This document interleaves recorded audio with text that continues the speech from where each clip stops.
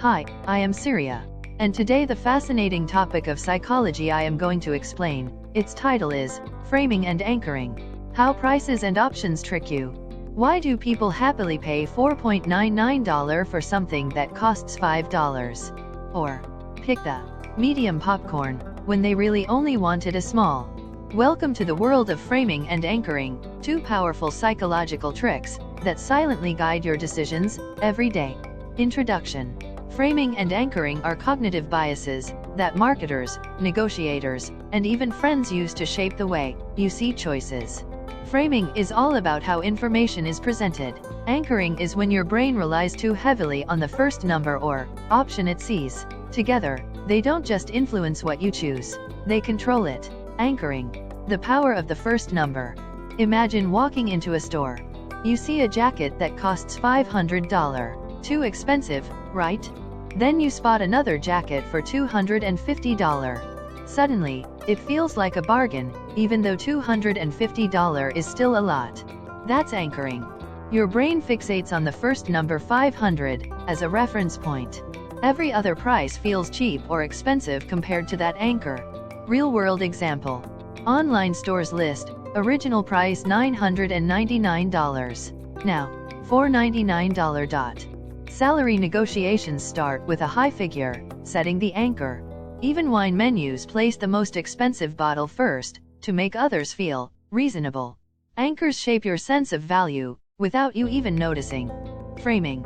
The power of words and context. Now, let's talk about framing. Framing changes your choice just by changing the perspective. Example. A yogurt says 90% fat-free. Another says, contains 10% fat. Most people pick the first one, even though they're identical. That's framing. The same fact, presented in a positive frame, versus a negative one. More examples.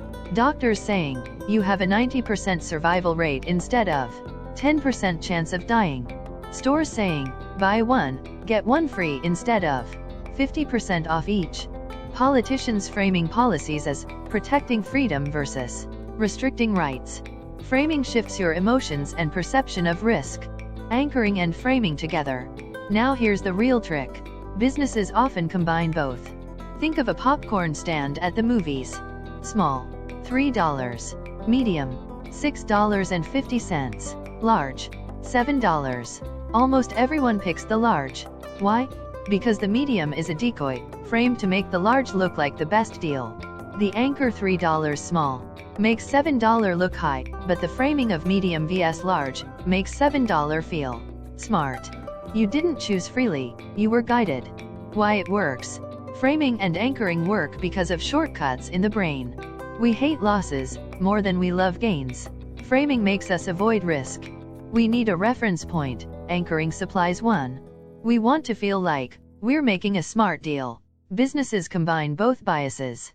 It's not logic, it's psychology. Everyday life applications. These tricks aren't just in marketing. You'll see them in dating apps. This person is 90% match with you. Framing. Menus. Expensive dishes anchor you, making mid-tier options feel affordable. Negotiations. First offers set the anchor. Politics. Issues framed as security vs freedom. You are being nudged every single day. How to defend yourself. So how do you fight back? Spot the anchor.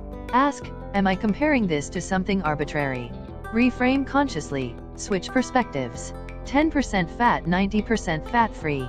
Slow down. The faster you decide, the easier you are to trick.